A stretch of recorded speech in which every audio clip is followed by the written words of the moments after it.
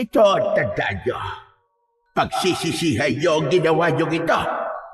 Babawiin ko ang lupang ito. At lahat kayo ay luluhod sa aking harapan. Lolo, tuyong-tuyo na rin po ang mga taniman at ang mga natitirang pananim po ay nangamamatay na. Natatakot po ako, Lolo. Nagsimula na. Nagsimula na ang sumpa ni Celia, Apo. Wala kang laban sa akin. Hindi mo kayang gamitin ng tama ang butya ng bagyo. Bakit hindi mo nalang ibigay sa akin yan upang magamit ko ang rurok ng kapangyarihan ng butyang hawak mo? Hindi.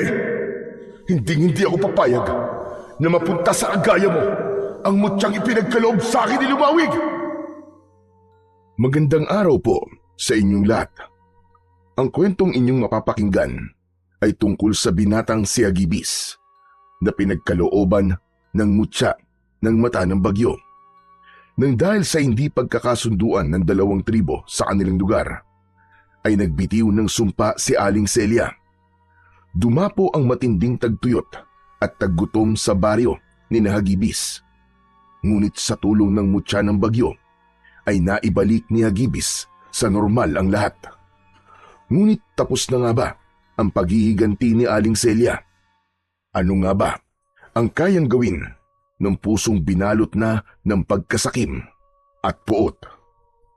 Ngunit bago po ang lahat, mga idol, huwag po nating kalimutan mag-subscribe at i-hit ang notification bell sa aking YouTube channel na The Voice Addict at Apong Isaak para sa mas marami pang makapigil hiningang kwentong aswang at katatakutan mula sa mundo ng kababalaghan. Umpisahan na po natin ang kwento. Ilang minuto nang nakatayo ang binatang si Agibis sa pintuan ng kanilang kubo. Halos 1 oras na ang nakakalipas simula nang umalis ang lolo Paking niya na siyang pinuno sa tribong kanilang kinabibilangan, ang tribong Gantayon. Sa baryong yon na kanilang kinaroroonan ay may 2 tribong naninirahan. Ang isa pang tribo ay ang tribong Dumalna na pinamumunuan naman ni Aling Celia. Makalipas ang ilang sandali ay natanaw ni Agibis si Lolo Paking na paparating. Sinalubong niya ito at nagmano siya. Agad na umupo si Lolo Paking sa upuang yari sa kawayan. Bakas sa muka ng matanda ang pagkabalisa. Lo, ano po nangyari sa pagpupulong? Naging maayos po ba? Ikinalulungkot ko. Pero hindi, Agibis. Ayaw pumayag ni Celia sa mungkahi ko na panatilihin ang pagmamayari ng baryong ito sa 2 tribo. Ang gusto niya ay ang tribong Dumalna ang magmayari ng lupa ng ating baryo. Kaya naman, natapos ang pagpupulong, nagalit na galit si Celia at ang iba pang katribo niya. Iginiit ni Celia na ang mga ninuno niya ang luminang sa malaking bahagi ng taniman sa baryo. Bakit po kasi hindi na lang natin hayaan na ang tribong Dumalna ang mamahala at magmay-ari ng lupa ng baryong ito? Para naman wala na pong gulo. Handa naman sana akong gawin yan. Pero nagbago ang isip ko nang may nagsabi sa akin sa plano ni Celia. Aalisan niya ng karapatang mamuno sa baryo natin ang kahit na sinong kasapi sa tribong Gantayon. Maging ako ay mawawalan ng posisyon sa sarili natin tribo. Ang gusto lang ni Celia ay 1 tribo na lang ang maninirahan dito. At yun ay ang tribong kinabibilangan niya. Teka, ang ibig niyo pong sabihin magiging kasapi na rin po tayo ng tribong Dumalna? Aba, hindi naman po yata tama yun, Lo. May sarili po tayong paniniwala at kultura. Isa pa, hindi po pwedeng mabura na lamang ang ating tribo. Tama lang po na hindi po kayo sumang-ayon sa gusto niyang mangyari. Hindi talaga ako papayag, Apo. Hindi ko alam kay Celia kung bakit bigla siyang nagkaroon ng kagustuhan na pamunuan ang buong baryo. Gayong matagal ng panahon na payapang nakatira rito ang 2 tribo. Elo, ano na po pala ang mangyayari ngayon? Bukas ay magkakaroon ng butuhan sa liwasan. Pagbobotohan kung mananatiling 2 tribo ang narito sa ating baryo o ang tribong dumalda na lamang. Teka po, maiba ko. Ikaw ba'y nakapagluto na ng ating pananghalian? Nagutom ako sa pulong kanina. Iniin-in ko na lang po ang sinaing, Lo.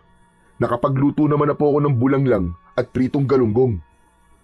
Aba, mukhang masarap yun ah. Mas lalo tuloy ako nagutom. Kung ganun ay tara na, kumain na tayo.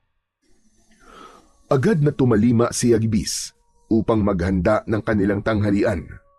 Nang makita niyang luto na ang sinaing, ay inalis niya na yon sa kalan. Matapos maghain, ay dumulog na ang maglolo sa hapagkainan. Pumikit muna sila upang magpasalamat sa pagkain na nasa kanilang harapan.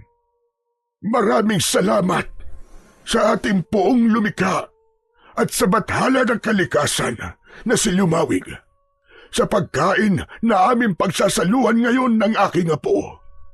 Naway manatili ang masaganang ani sa aming baryo upang lahat ng mamamayan na naninirahan dito ay araw-araw na may makakain. Muli, maraming salamat po, poong lumikha. Pagkatapos ng maikling panalangin ng pasasalamat, ay nagsimula ng kumain sina Hagibis at Lolo Paking. Magana silang kumain at hindi muna sila nag-usap. Ang bathala ng kalikasan na si Lumawig na nabanggit ni Lolo Paking ay ang bathala na sinasamba ng mga tao sa kanilang baryo. Pinaniniwalaan nila na ito ang dahilan kung bakit palaging maganda ang ani ng mga tao roon. Hindi rin natutuyo ang lupa sa lugar nila dahil taon-taon ay may sapat yung ulan.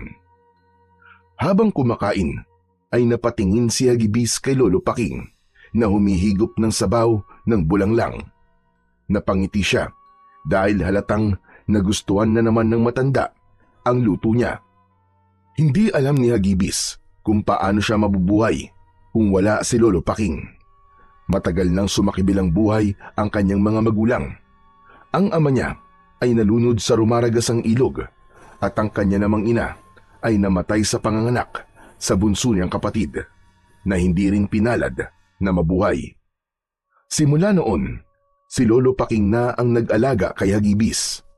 Sa kabila ng pagiging pinuno nito ng tribong Gantayon, ay hindi ito nagkulang ng paggabay sa kanya. Tinuruan siya nito na maging matapang, madasalin at magkaroon ng paggalang sa kalikasan. Lumaki si Hagibis na daladala ang lungkot ng nakaraan niya, ngunit matatag ang loob dahil sa pagmamahal at paggabay ng kanyang lolo. Araw-araw ay maagang gumigising si Hagibis upang magtrabaho sa palayan na pagmamay-ari nila na nasa silangang bahagi ng baryo. Isang lupain na minanapa ni Lolo Paking sa mga ninuno nito. Nang matapos na silang mananghalian, ay inilabas na ni Hagibis ang minatamis na saging. Pinagsaluhan nila yon ng kanyang Lolo Paking. Ay nako, naalala ko tuloy ang Lola Amelia mo. Palagi siyang gumagawa ng minatamis na saging nung siya ay nabubuhay pa. Kaya nga po, Lolo. Sa kanya ko nga po natutunan ang pagluluto nito eh. Paalala ko lang sa iyo, Apo. Kung sakaling sumunod na ako sa lola mo sa kabilang buhay, ay ikaw na ang susunod na mamumuno sa ating tribo. Alam kong nakita mo kung paano ko ito pamunuan. At sana, Apo, ipagpatuloy mo lang yon. Mahalin mo ang nasasakupan natin at mamahalin ka rin nila pabalik. Aba, Lolo, huwag naman po kayo magsalita ng ganyan. Matagal pa po ang buhay nyo. Matagal pa po kayo magiging pinuno ng tribo natin. Nagpapakatotoo lang ako, Apo. Sa nangyayaring banggaan ngayon ng 2 tribo, ay hindi ko na alam ang maaaring mangyari. Hindi ko na alam kung ano ang kayang gawin ni Celia para lang maganap ang nais nila sa ating baryo. Naghalo ang lungkot at takot sa puso ni Hagibis sa sinabi ni Lolo Paking. Aminado siya na hindi na gaya ng dati ang relasyon ng tribong Gantayon at tribong Dumalna. Ngunit hindi siya nawawalan ng pag-asa na maaayos pa rin ang gusot sa dalawang tribo. Naniniwala siya na ang kailangan lang ay masinsinang pag-uusap at respeto sa bawat isa. Nang sumunod na araw ay maagang nagising sina Hagibis at Lolo Paking. Sabay silang nagdasal at pagkatapos ay kumain na sila ng agahan. Matapos yun ay naghanda na sila sa botohan na mangyayari sa liwasan. Habang naglalakad ay hindi na iwasan ni Hagibis ang kabahan. Lo, paano na lang po kung hindi sumang-ayon sa atin ang boto ng mga tao? Paano kung manalo po sina Aling Celia? Ang naisip ko ay kakausapin ko ang lahat ng kabilang sa ating tribo. Tatanungin ko sila kung nais ba nilang maghanap ng ibang lugar kung saan tayo pwedeng lumipat at magsimula ng panibagong buhay. Pero ang sa akin lang, Lo, hindi tayo pwedeng umalis sa baryong to. Dito tayo lahat isinilang at dito na rin tayo babawian ng buhay. Alam ko, Hagibis. Ngunit hindi ko hahayaan na mabura na lang ang tribong Gantayon. Kapag ginawa ko yun, ay parang tinraidor ko na rin ang ating buong angkan at ang mga ninuno natin. Ipagdasal na lang natin na ang botong mananalo ay siyang makakabuti para sa ating lahat. Sana nga po, Lo. Sana po ay gabayan tayong lahat ni Lumawig. Pagdating ni Hagibis sa liwasan ay marami ng tao ang naroon. Nasa maliit na entablado si Aling Celia at taas noo itong nakatingin ng diretsyo. Tila naramdaman ng matandang babae ang presensya nila, kaya napatingin ito sa kanila. Walang ekspresyon ang muka ni Aling Celia. Umakyat na si Lolo Paking sa entablado at naupo sa bakanting upuan sa tabi ni Aling Celia. Nasa gitna ng dalawa ang isang baul kung saan ilalagay ng mga tao ang boto ng mga ito. Tumayo si Hagibis sa harapan kasama ng mga tao. Makalipas ang ilang sandali ay tumayo si Lolo Paking at nagsimulang magsalita. Mapagpalang araw sa ating lahat. Ngayon ay isang mahalagang sandali sa ating kasaysayan ng ating baryo ang magaganap. Hindi natin kayang itago ang tensyon sa pagitan ng ating dalawang tribo, ang Gantayon at ang Dumalna. Narito tayo ngayon upang gawin ang makatarungang proseso na tinatawag nating botohan.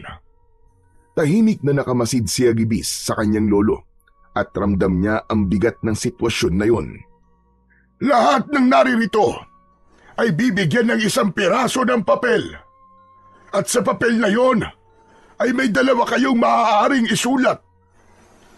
Kung nais nino na manatili ang dalawang tribo sa baryo, iguhit lamang ang isang bilog. Ngunit kung naniniwala kayo na nararapat na ang tribong Dumal na lamang ang matira, iguhit naman ang isang pahalang na linya. Ang inyong boto ay mananatiling lihim, kaya wala kayong dapat na ipangamba. Matapos ninyong isulat ang inyong boto, ay ilagay nyo ito sa baul na nandito sa harapan. Matapos na mabigyan ang lahat ng kapirasong papel, ay ipinamahagi na ang ilang pirasong panulat. Pinagpasapasahan ng mga naroon ang panulat. Nang mapunta sa kamay ni Hagibis ang panulat, ay walang pagdadalawang isip na bilog ang isinulat niya sa papel. Makalipas ang ilang minuto, ay nakapagsulat na ang lahat. Maayos silang pumila upang ihulog ang papel sa loob ng baul. Nang maihulog na ang huling papel, ay nagsimula ng buksan ng mga matatanda sa tribo ang baul at isa-isang binilang ang boto ng mga tao. Pigil ang hininga ni Hagibis habang pinagmamasdan ang bawat papel na binubuksan. Ang bawat bilog ay nagbigay sa kanya ng pag-asa at bawat pahalang na linya naman ay tila sundot ng patalim sa kanyang dibdib. Naramdaman niyang bumibilis ang tibok ng kanyang puso habang unti-unting dumadalas ang bilang ng mga bilog. Matapos ang halos kalahating oras ng pagbibilang ng boto ng mga tao, ay idiniklara na ang may pinakamaraming boto ay ang pananatili ng 2 tribo sa baryo ni Hagibis.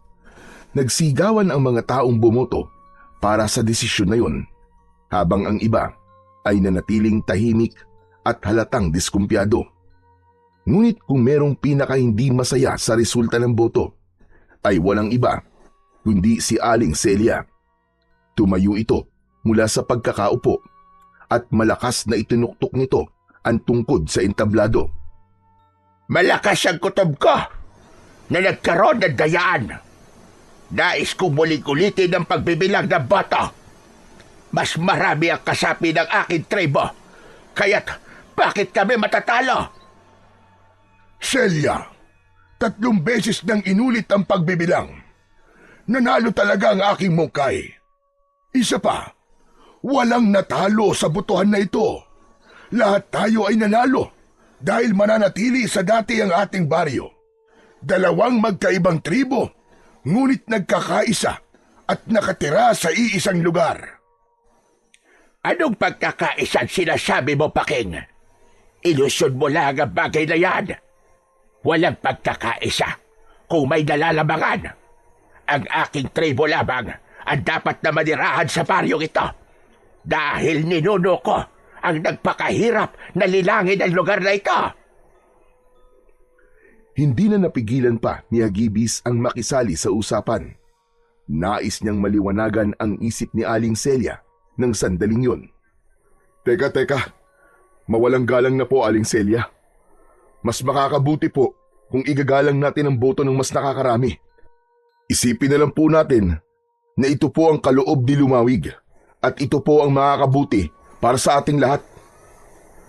May kilabot na gumapang sa buong katawan ni Hagibis nang matalim na tumingin si Aling Celia sa kanya. Lapastangan! Hindi porket apo ka ng pinuno ng inyong tribo ay makikisali ka na sa aming pag-uusap. Isa pa, wala akong pakialam sa bathala niyong si Lumawig. Ang tribo niyo lang ang naniniwala sa kanya at hindi ang aming tribo. Celia, hindi tama na nagsasalita ka ng ganyan sa aming bathala. Kung hindi ka naniniwala kay Lumawig, ay huwag mo sana siyang bastusin. Wala kayong pakialam. Ito ang tandaan mo, Paking. Hindi pa tayo tapos. Sisiguraduhin ko na ang tribong Dumal na pa rin ang tanging tribo na mananatili sa baryong ito. Naputol ang pagsasalita ni Aling Celia nang magsigawan ang mga tao. Kinantsawan ito at may mga nagsabi na hindi ito marunong tumanggap ng pagkatalo. Dahil doon ay mas lalong nag-init ang galit ng matandang babae. Isa-isang pinagdududuro ni Aling Celia ang mga taong nasa harapan nito. Wala kayong paggalang sa pinuno ng tribong Dumal na. Alam ko na ang mga nagsasabi ng hindi maganda sa akin ay mula sa tribong Gantayon. Sa bagay, hindi na ako dapat pang magtaka dahil ang inyong pinuno ay mapagpanggap at nagtatago lang sa mabait na imahe. Pero ito ang tandaan nyo. Pagsisisihan nyo ang ginawa nyo ito. Babawiin ko ang lupain ito at lahat kayo ay luluhod sa aking harapan. Mabigat ang mga akbang na bumaba si Aling Celia sa maliit na entablado. Patuloy pa rin ang pagkantsaw ng mga tao sa matandang babae. Sumunod kay Aling Celia ang mga kasama sa tribo nito at ang tanging natira sa liwasan ay ang mga bumoto na manatili sa baryo nila, ang 2 tribo. Pagkatapos ng pagboto sa liwasan at kaguluhan ay umuwi na sina Hagibis at Lolo Paking sa kanilang tahanan. Tahimik sila pagpasok at sabay silang naupo sa sala. Panay ang paghinga ng malalim ni Lolo Paking. Alam ni Hagibis na malungkot ang lolo niya sa naging reaksyon kanina ni Aling Celia. Lolo, parang kinakabahan po ako sa mga binitiwang salita ni Aling Celia kanina. Parang nagbabanta na po siya. Hindi lang parang. Nagbanta na talaga siya. Ano po kaya kung kausapin niyo po siya uli? Paliwanagan niyo po siya na ang nanalong boto ay mapapakinabangan naman natin lahat na mas makakabuti na walang baguhin sa baryo natin. Saka ko na siya kakausapin kapag lumamig na ang ulo niya. Sa ngayon, ay hahayaan ko muna siyang iproseso ang emosyon niya. Naniniwala ko na kapag kumalma na siya, ay makakapag-isip na siya ng mas maayos. Sa bagay, tama po kayo, Lo. Mahirap pong kausapin ng isang tao kapag galit siya. Pero ang maganda po ay walang kailangang magbago sa baryo natin. Ang totoo nga po ay natakot ako na baka kailanganin po nating umalis sa lugar na to kasama mga kasapi natin sa ating tribo. Sa totoo lang, Apo, ay alam kong mananalo tayo sa butuhan. Ramdam ko na marami pa rin ang nais na manatili ang 2 tribo sa ating baryo. Nakita mo naman na kahit mas marami ang miyembro ng tribong Dumalna, ibig sabihin ay may mga Dumalna na bumoto na hindi pabor kay Celia. Bagamat nanalo ang gustong mangyari ni Hagibis sa kanilang baryo, ay hindi niya pa rin lubusang maging masaya. Paulit-ulit na umaalingaw-ngaw sa utak niya ang mga salita na binitiwan ni Aling Celia sa liwasan kanina. Inabukasan ng umaga, habang nag-aalmusal sina Hagibis at Lolo Paking, ay isang miyembro ng tribong Gantayon ang humahangos na nagtungo sa kanilang kubo. Sinabi nito na paalis na ang tribong Dumalna sa baryo nila sa pangunguna ni Aling Celia. Itinigil muna ni Hagibis ang pagkain at lumabas sila. Naabutan pa nila sina Aling Celia at ang lahat ng tribong Dumalna sa arko ng baryo. May bitbit ang mga ito ng mga gamit.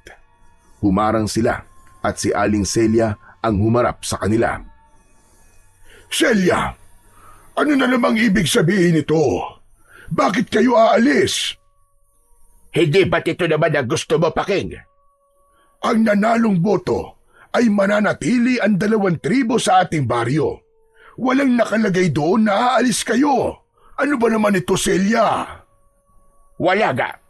Pero wala na rin dahilan para manatili pa kami sa lugar na ito.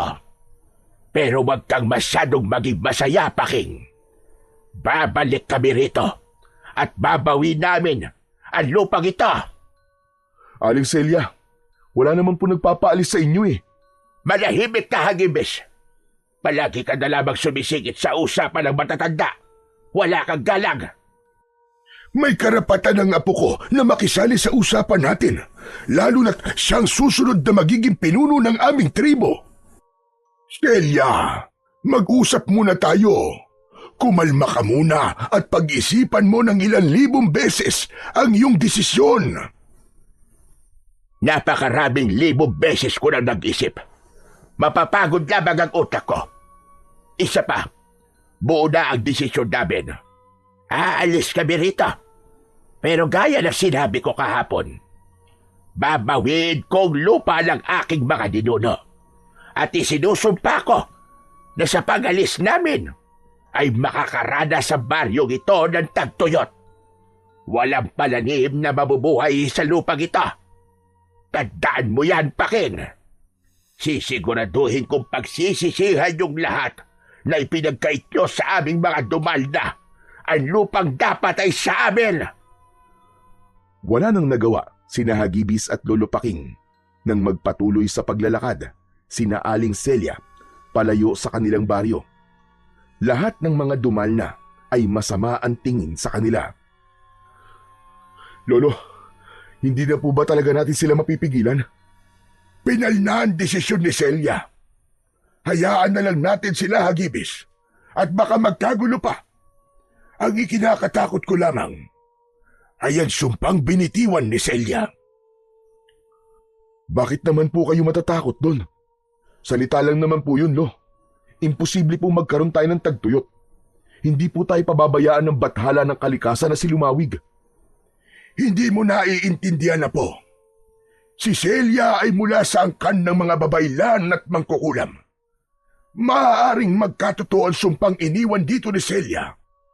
Kailangan ko magpatawag ng pagpupulong sa ating nasasakupan.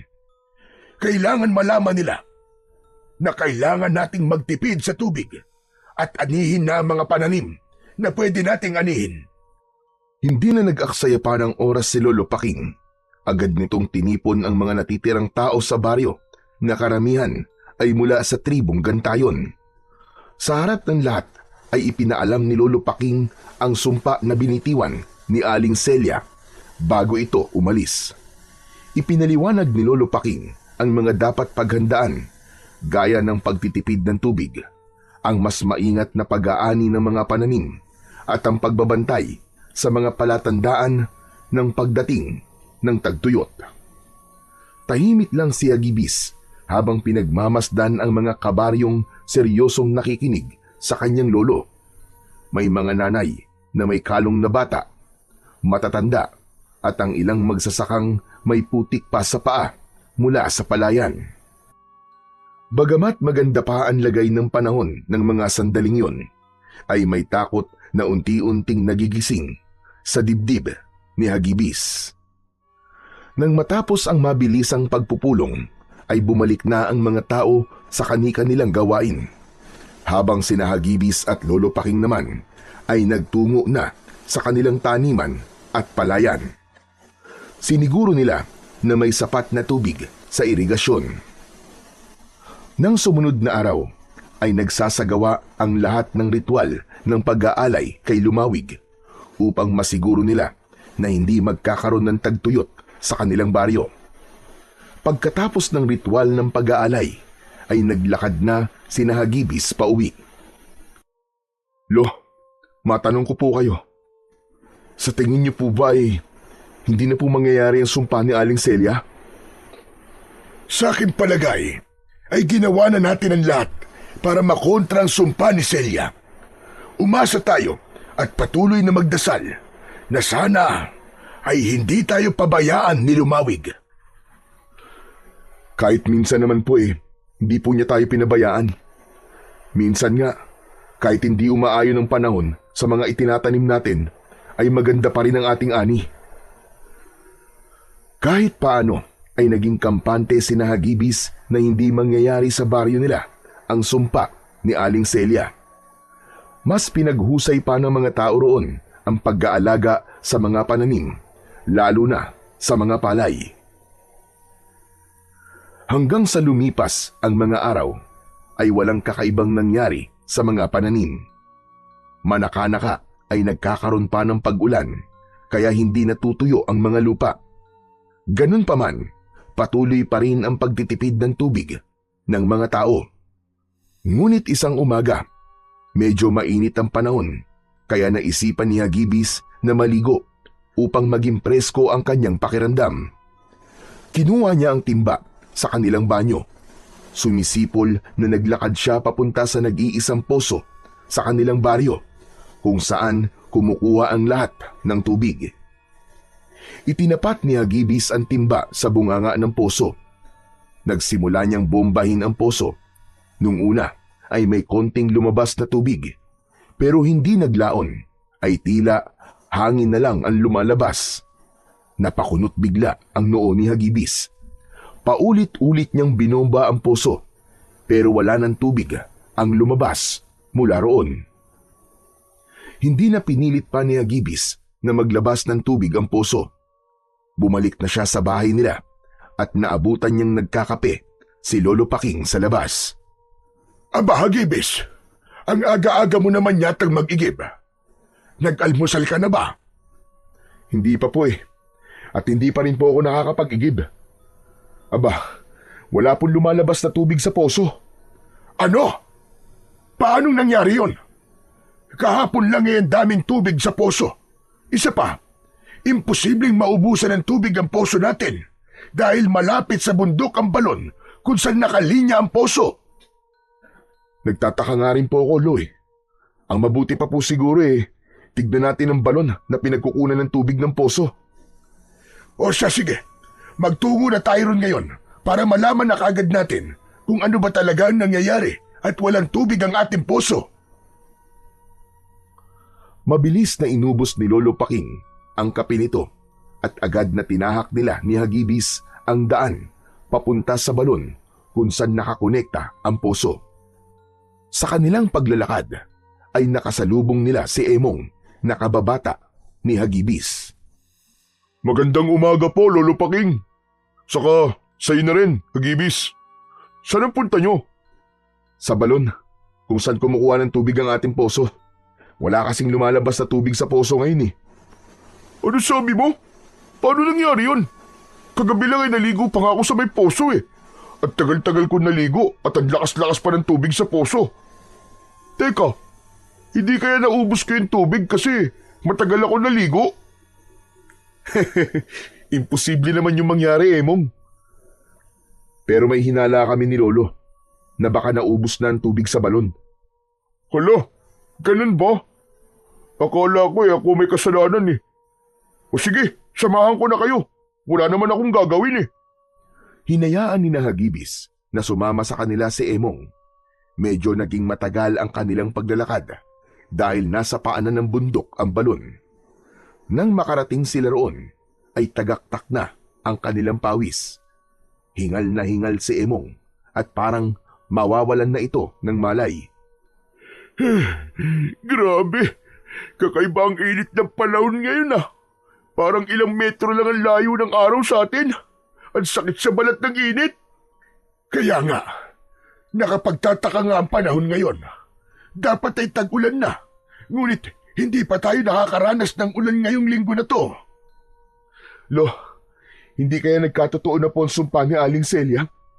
Una, nakakapagtaka po ang sobrang init ng panahon ngayon. Tapos, bigla po nawala ng tubig ang poso natin. Huwag ka na munang magsalita ng tapos, iyo. Baka naman may sira lang ang poso o di kaya barado ang linya. Pinagtulungan ng tatlo na alisin ang takip ng balon na gawa sa semento. Mabigat yun, kaya bahagya silang nahirapan. Sa pagkakaalis ng takip ng balon, ay napanganga silang tatlo, habang si Hagibis ay hindi makapaniwala na tuyong-tuyo na talaga ang balon at kahit isang patak ng tubig ay wala. Mahabaging langit! Anong nangyari? Bakit ganito katuyot ang ating balon? Lo, mukhang totoo nga po ang sumpa ni Aling Celia. Ito na po marahil ang umpisa ng tagtuyot sa ating baryo. Hindi. Hindi ito maaaring mangyari. Magugutom tayong lahat kung wala tayong pagkukunan ng tubig. Ang mga pananim natin, kailangan ay maani kagad natin ang mga yon. Agad na kumilos si Lolo Paking. Sa utos nito, ay agad na inani ng mga magsasaka ang pananim bago pa mamatay ang mga aning yon dahil sa labis na init. Bitbit ang mga sako, bayong at basket ay mabilis nilang isinilid ang mga ani saka dinala sa lumang imbakan sa likod ng bahay ni Lolo Paking. Makalipas ang ilang araw, unti-unting naramdaman ni Hagibis ang pagbabago sa hangin. Ang dating malamig at sariwang simoy ng hangin tuwing umaga ay napalitan ng tuyong hangin na parang tinutuyo at parang maganit sa kanyang lalamunan. Sa paglalakad niya sa palayan, isang hapon ay napansin niyang naninilaw na ang mga dahon ng palay na naiwan at dating mamasamasang lupa ay unti-unti nang natutuyo. May mga bahagi din ng bukid na nagkaroon na ng mga bitak na maninipis pa lamang, ngunit nagdulot pa rin yun ng kaba at takot kay Hagibis. Huminto siya sandali at yumuko. Hinaplos niya ang lupa at napansin ang init na nanggagaling doon.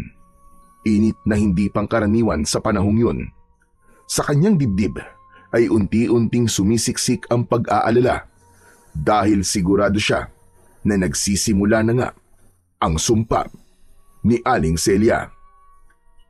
Nagkukumahog na umuwi si Hagibis at naabutan niya si Lolo Paking na nag-uutos sa mga magsasaka sa tamang pag-iimbak ng mga ani upang hindi kagad mabulok ang mga yon. Pagkakita sa kanya ni Lolo Paking ay hinarap siya nito. Ano apo? Kumusta ang pagtungo mo sa palayan? Ano na ang lagay ng lupa doon? Lo, hindi po maganda. Nagkakaroon na po ng mga bitakan lupa. Tuyong-tuyo na rin po ang mga taniman at ang mga natitirang pananim ay nangangamatay na. Lo, natatakot po ako. Baka kapag naubos na po ang ating inimbak na mga pagkain, ay hindi na mabuhay ang mga binhi na sunod nating itatanim.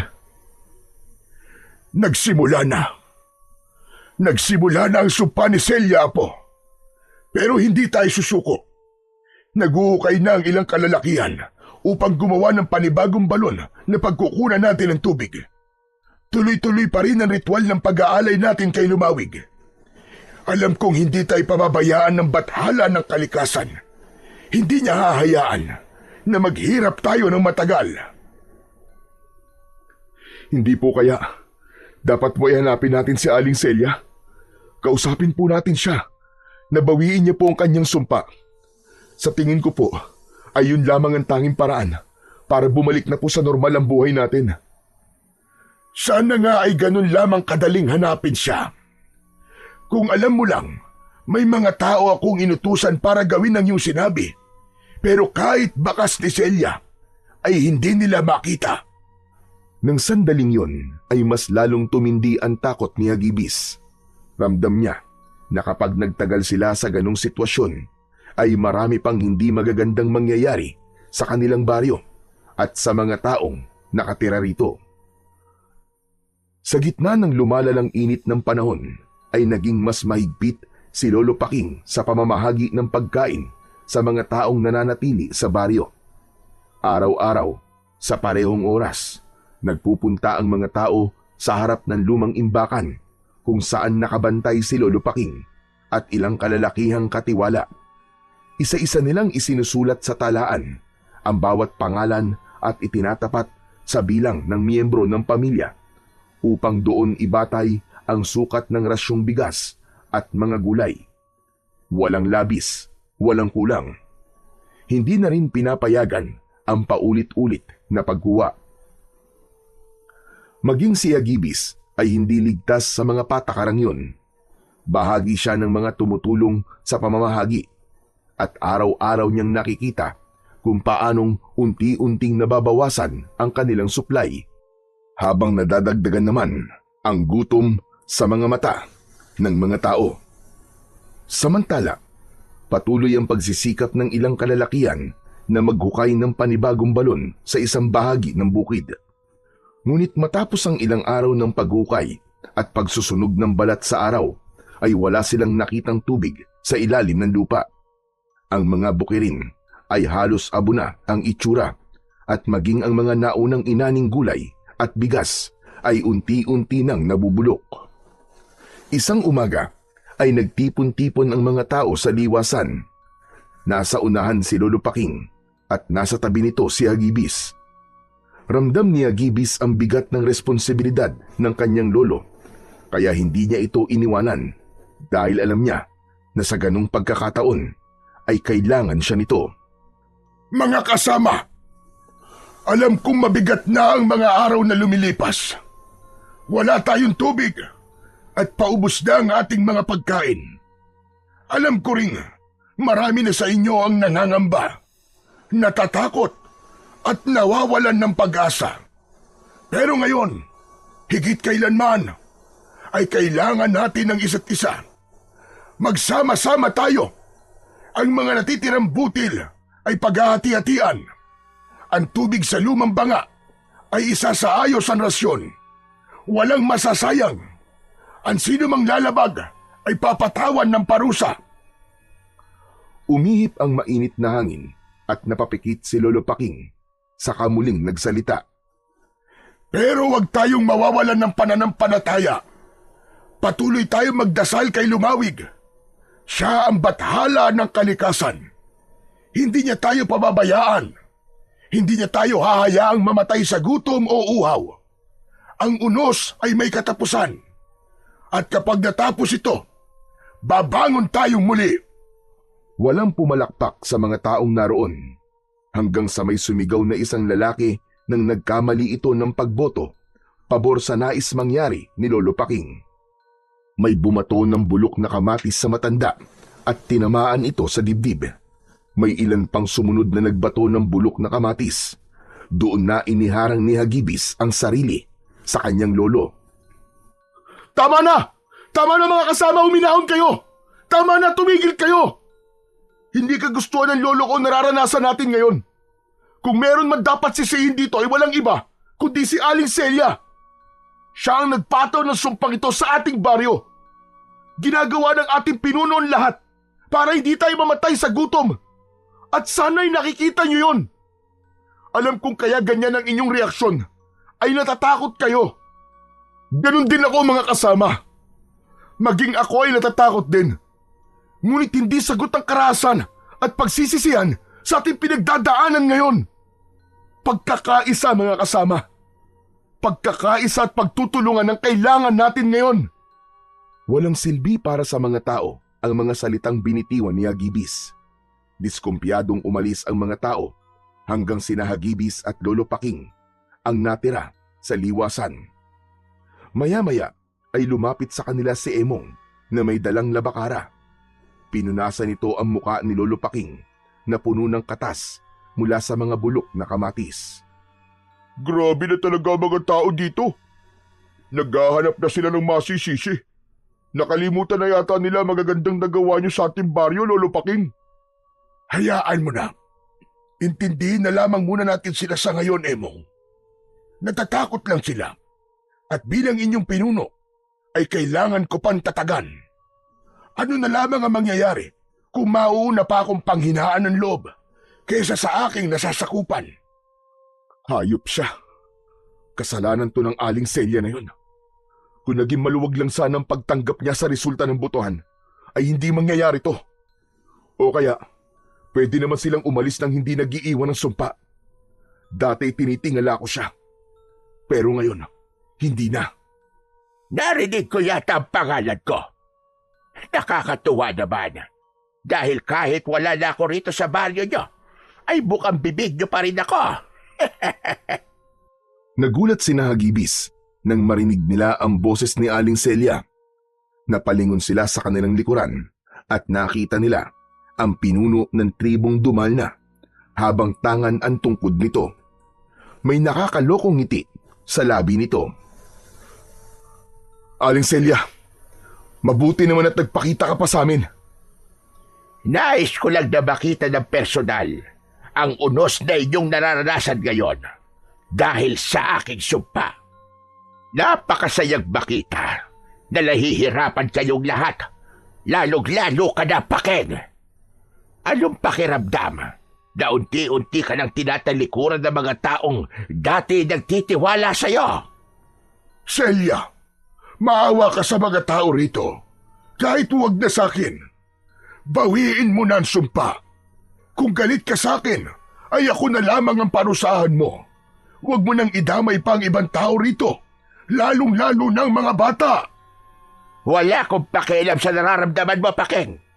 Ang gusto ko ay maghirap kayong lahat dito. Gusto kong pagsisihan nyo kung bakit hindi nyo pinili ang aking tribo ang magmay-ari ng lupang ito. At ito ang tandaan nyo. Hindi natatapos sa tagtuyot at taggutom ang aking paghihiganti. Kamatayan. Kamatayan, Paking. Kamatayan ang kakahantungan yung lahat. Tumayo ang balahibo sa braso ni Hagibis sa sinabing yun ni Aling Celia. Tama na! Tama na, Aling Celia! Hindi pa ba sapat sa inyo na makitang nahihirapan kami? Bawiin mo na ang sumpa mo! Hindi. Hindi ko babawiin, Hagibis. Lahat kayo ay mamamatay. At kapag dumating na ang araw na yon, babalik ang aking tribo sa baryong ito dahil ito ay amin. Abat, sumusobra ka ng matanda ka. Laking gulat ni Hagibis at Lolo Paking nang biglang sumugod si Emong kay Aling Celia. Ngunit bago pa mapagbuhatan ni Emong ng kamay ang matanda, ay inilapat na ni Aling Celia ang kamay nito sa noo ni Emong. Gumalaw ng mabilis ang bibig ni Aling Celia na parabang may inuusal itong dasal. Natigilan si Emong, natulala ito at parang bigla itong nawala sa sarili. Nagpalinga-linga si Emong at nang makita nito ang mga durog na bulok na kamatis sa lupa, ay isa-isa nitong dinampot yun at kinain. Akala mo ay gutom na gutom si Emong nang gawin nito yon. Pinigilan ni na Hagibis at Lolo Paking si Emong, kaya nawala ang atensyon nila kay Aling Celia. Hinawakan ni Hagibis ang mga kamay ng kanyang kaibigan nang akmang isusubo nito ang bulok na kamatis. Emong! Emong, tama na! Hindi mo dapat kinakain yan! Tama na, Emong! Sa tingin ko, ay dinasalan ni Celia si Emong. Iniharap ni Lolo Paking si Emong dito at isang malakas na sampal ang ibinigay nito kay Emong. Tila nagising si Emong sa mahabang pagkakatulog at sumuka ito nang mapagtanto nito na kumakain siya ng bulok na kamatis. Ano nangyari? Bakit kumakain ako nito? Dinasalan ka ni Aling Celia. Mabuti na lang at sinampal ka ni Lolo. Kaya pala sakit ng mukha ko eh. Teka, nasa na ba si Aling Celia? Napatingin si Hagibis at Lolo Paking sa kinatatayuan kanina ng matandang si Aling Celia. Pero wala na roon ang matanda. Luminga sila at kahit saan ay hindi na nila ito nakita. Parang nawala ito na parang bula. Labis ang pagtataka ng tatlo dahil napakabilis na nawala ni Aling Celia. Sa paglipas ng mga araw ay lalong tumindi ang kalagayan ng baryo. Ang init ay tila apoy na unti-unting tumutupok sa lahat. Walang ulap sa kalangitan at ang hangin ay tuyo at masangsang. Ang mga lalagyan ng tubig ay unti-unti nang nauubos at ang mga pananim ay naging abo na lamang sa tuyot, bitak-bitak na lupa. Marami sa mga tao ang nagsimula ng kumain ng mga bulok na gulay. Ang mga bata ay nagiging matamlay at nagkakasakit. May ilan na piniling lisanin na ang baryo, ngunit mas marami pa rin ang nanatili dahil walang ibang mapupuntahan. Patuloy pa rin ang paninisi ng ilan kay Lolo Paking.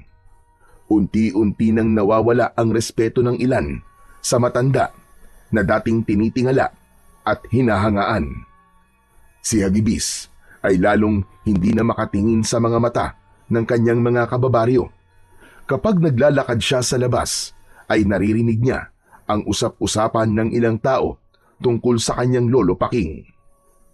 Isang hating gabi, hindi makatulog si Hagibis.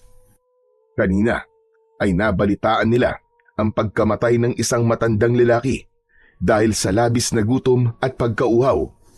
Pakiramdam niya ay yun na ang tinukoy ni Aling Celia na kamatayan sa kanilang baryo at alam niya na nagsisimula pa lamang yun. Lumabas si Hagibis at nagtungo sa malawak at tuyong palayan. Nanghihina siyang napaluhod habang nakatingala sa kalangitan. Lumawig! Bathala ng kalikasan! Hindi na po namin alam ang aming gagawin. Hirap na po kami. Kung galit ka po sa amin, sabihin niyo po. Kung may kasalanan po kami, turuan niyo po kaming bumawi. Sinubukan lang po namin protektahan ng lupaing minahal namin. Pero ngayon, mahal na bathala, parang pinarurusahan niyo kami. Pakiusap, bigyan niyo po kami ng tubig. Bigyan niyo po kami ng bagong simula. Hindi na nga napigilan ni Hagibis ang mapahagulgol. Yumuko siya at hinayaan niya ang pagdaloy ng kanyang mga luha. Habang nakaluhod si Hagibis sa gitna ng tuyot na palayan, ay biglang umihip ang malamig na hangin mula sa iba't ibang direksyon. Kasunod nun ay isang liwanag ang bumaba mula sa langit. Sa gitna ng liwanag ay unti-unting lumitaw ang isang nilalang na matangkad kumpara sa pangkaraniwang tao. Ang balat nito ay kulay kayumanggi. Ang kasuotan nito ay isang balabal na tila yari sa ginto. Mahaba at itim ang buhok nito. Nakikita at naririnig ko ang inyong paghihirap, Hagibis. Ngunit ang sumpang nakakabit sa inyong baryo ay lubhang malakas. Ano to? Lumawig! Lumawig! Mahal na batala ng kalikasan! Muling yumuko si Hagibis. Humalik siya sa lupa bilang pagbibigay ng galang sa bathala. Hindi siya makapaniwala na magpapakita sa kanya ang bathalang kanilang sinasamba. Tumayo ka. Tumayo ka, Hagibis. Pagmasdan mo ako. Ngunit, bathalang Lumawig, hindi ko po kayo karapat-dapat na makita. Kung hindi ka karapat-dapat, ay wala ako ngayon sa iyong harapan. Marahang tumingin si Hagibis kay Lumawig. Tumayo siya at tinignan ang bathala. Tahimik lamang si Lumawig habang nakatingin kay Hagibis. Paumanhin, kung pakiramdam niyo ay hindi ko dininig ang inyong pagsamo at mga dasal. Ngunit ang totoo ay lumikha lamang ako ng isang bagay na makakatulong sa inyo.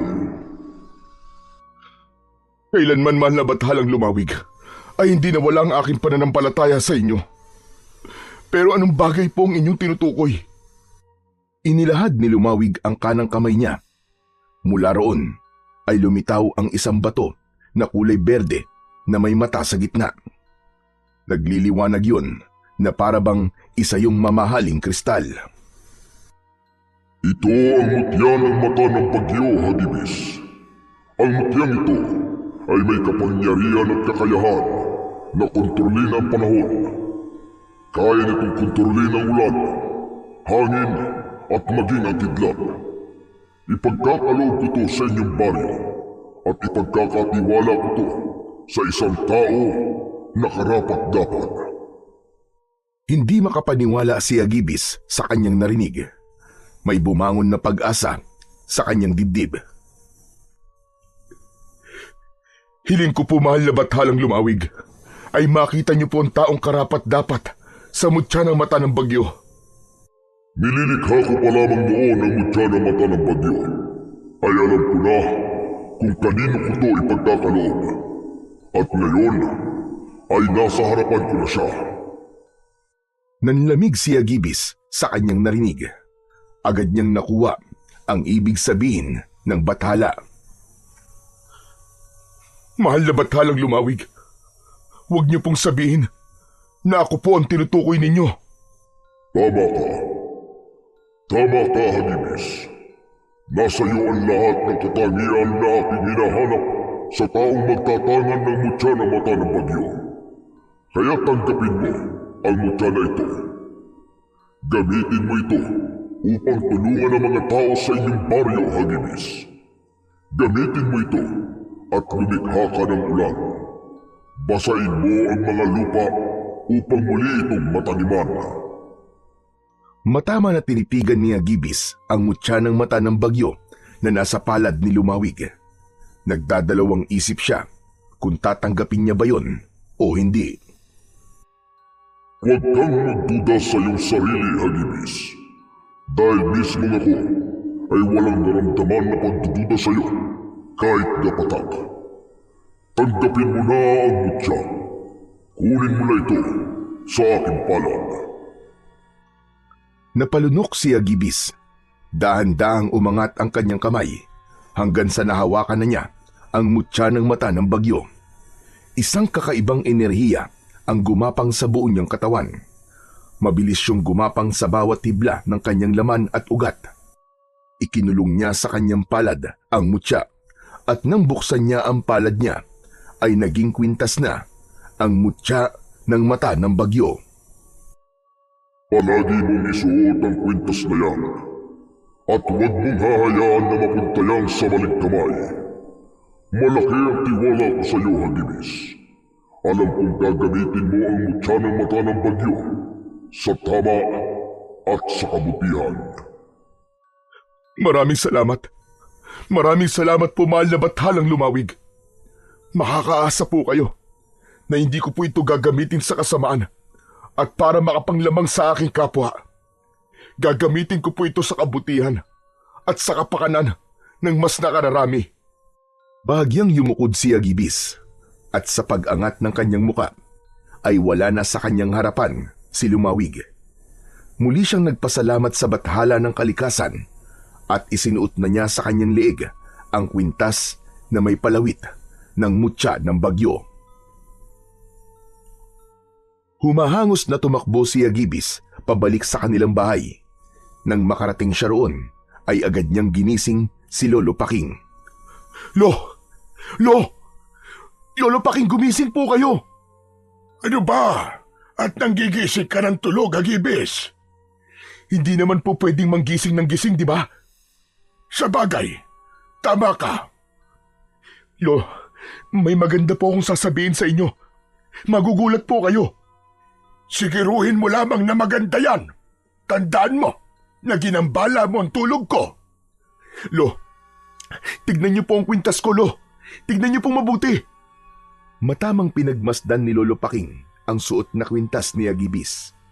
Napakunot ang noo ng matanda. Aba, saan mo ba nakuha ang kwintas na yan? Maganda at mukhang mamahalin ba to? Hindi po ito isang pangkaraniwang kwintas lang. Ito po ang mutya na mata ng bagyo. Ipinagkaloob po sa akin to ni Lumawig. Sinalat ni Lolo Paking ang noo at leeg ni Hagibis. Wala ka namang lagnat, pero bakit nagsasabi ka ng ganyan na po? Lolo naman totoo po mga sinasabi ko. Tinawag ko po kanina si Lumawig sa palayan at nagpakita po siya sa akin. Ibinigay po niya sa akin ang mutyang ito para tulungan po tayong lahat. Kaya po nito magpaulan, Hindi po tayo pinabayaan ni Lumawig. Dininig niya po ang dasal natin sa pamamagitan po ng mutya na ito. Hindi nakapagsalita si Lolo Paking. Sa labis na kasiyahan ni Agibis ay niyakap niya ang kanyang lolo. Pagsapit ng umaga ay muling nagpatawag ng pagpupulong si Lolo Paking sa liwasan. Iilan lamang ang taong nagpunta at naintindihan ni Agibis na marami na ang nawalan ng tiwala sa kanyang lolo. Ngunit sa sandaling yun ay naniniwala siya na babalik na ang tiwala ng mga tao sa kanila at sa bathala ng kalikasan na si Lumawig. Mga kababaryo, pakinggan ninyo ang apo kong si Agibis. May ibabalita siya sa ating lahat na isang bagay na maaaring magpabago ng kalagayan natin ngayon. Tumahimik ang lahat. Tumayo si Agibis sa harapan ng mga tao at saka siya nagsimulang magsalita. Mga kasama, kagabi, habang ako'y sumasamo kay Lumawig sa gitna ng palayan, ay nagpakita sa akin ang mahal na bathala ng kalikasan. Ipinagkaloob niya sa akin ang mutya na mata ng bagyo. Isang mutya na may kakayahang kontrolin ang panahon at kasama na rito ang pagkontrol sa ulan. Ayon sa mahal na bathalang Lumawig, ay gamitin ko ito upang muling bumuhos ang ulan sa ating baryo. Umalingaw-ngaw ang maihinang bulungan ng mga tao. Hanggang may sumigaw na baka gutom lang daw si Agibis, kaya niya yun nasasabi. May sumigaw pa na wag nang paasahin ni Hagibis ang mga tao sa isang bagay na imposible. Hindi na nagsalita si Agibis para pilitin na maniwala ang mga tao. Ang naisip niya ay ipakita na lamang sa lahat ang patunay na totoo ang kapangyarihan ng mutya ng mata ng bagyo. Mahigpit na hinawakan ni Agibis ang mutya at pumikit siya. Mutya ng mata ng bagyo, dinggin mo ko. Basbasan mo ang aming baryo ng ulan. Ulan na muling magbibigay buhay sa aming mga tanim. Ulan na magbibigay ng pag-asa sa aming lahat upang magpatuloy ang aming mga buhay. Nagulantang ang lahat Nang biglang lumitaw ang maitim na ulap sa kalangitan, sinundan yon ng pagkidlat at pagkulog. Nagsimulang lumamig ang hangin na sinabayan ng pagpatak ng ulan, hanggang sa ang paisa-isang patak ay tuluyan ng bumuhos.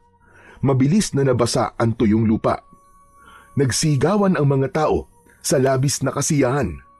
Mga nakatingala at nilalasap ang pagyakap ng malamig na buhos ng ulan. Ang iba ay nagpaikot-ikot habang sumasayaw. Naluluwang napatingin si Agibis kay Lolo Paking. Lo, umuulan na! Umuulan na po! At yun ay dahil sa iyo, Apo, at sa mutya ng mata ng bagyo. Binigyan mo ulit ng pag-asa ang lahat. Maraming salamat, Apo. Salamat din po kay Lumawig. Kung hindi niya po ipinagkaloob sa akin ang mutya ng mata ng bagyo, ay hindi ko po ito magagawa. Hinayaan lang ni Agibis na magsaya ang mga tao sa pagbuhos ng ulan. May ilan na nagsahod ng batya at timba. Alam ng lahat na malaki ang magagawa ng muling pag-ulan sa kanilang baryo dahil muling nabasa ang kanilang lupa at maaari na ulit nila yung taniman, habang ang mga balon naman ay muling magkakaroon ng tubig. Muling nabuhay ang baryo ni Hagibis matapos ang matinding tagtuyot. Mabilis na natutunan ni Hagibis na gamitin ang mutya ng mata ng bagyo upang kontrolin ang ulan. Nagtanim ulit ang mga tao ng palay, mais at gulay. Ang mga dating tuyong balon ay muli nang napuno ng malinaw at malamig na tubig. Maraming tao ang humingi ng tawad kay Lolo Paking. Hindi rin nakalimutang pasalamatan ng mga tao si Agibis. Nagkaroon din sila ng ritual ng pag-aalay para kay Lumawig bilang pasasalamat sa mutya ng mata ng bagyo. Unti-unting nakabangon ang baryo ni Hagibis at doon niya napatunayan na mas malakas ang kapangyarihan ng isang bathala kumpara sa isang sumpa. Isang umaga, masayang pinagmamasdan ni Agibis ang mga taong nagtatanim ng palay. Nasa tabi niya si Emong na kumakain ng saging. Grabe, Agibis! Sino mag-aakala na babalik na sa dati ang baryo natin, no? Mabuti na lang talaga at nandiyan ka at ang mutya ng mata ng bagyo. Kaya nga eh. Kaya salamat pa rin kay Lumawig dahil siya nagbigay sa atin ng mutya ng mata ng bagyo. Pero alam mo, Emong, sa nangyari sa baryo natin ay isang bagay ang napagtanto ko. Yun ay hindi dapat tayo mawalan ng tiwala sa plano ng Diyos sa atin kahit puro pagsubok at paghihirap pa ang ating nararanasan. Dahil ibibigay niya ang ipinagdarasal natin sa tamang panahon at pagkakataon. Nox! Ang talinghaga mo na magsalita ngayon, ha? Napangiti na lang si Agibis. Babalik na sana siya sa pagtulong sa pagtatanim ng biglang hawakan ni Emong ang braso niya. Teka, sandali lang, Agibis. Tignan mo yung matandang babae na nasa ilalim ng puro ng bangga. Tignan mo, ayun o. Hindi ba? Parang si Aling Celia yun. Tinignan ni Agibis ang matandang itinuro ni Emong sa kanya. Medyo may kalayuan yun, kaya hindi niya masigurado kung si Aling Celia nga ba yun.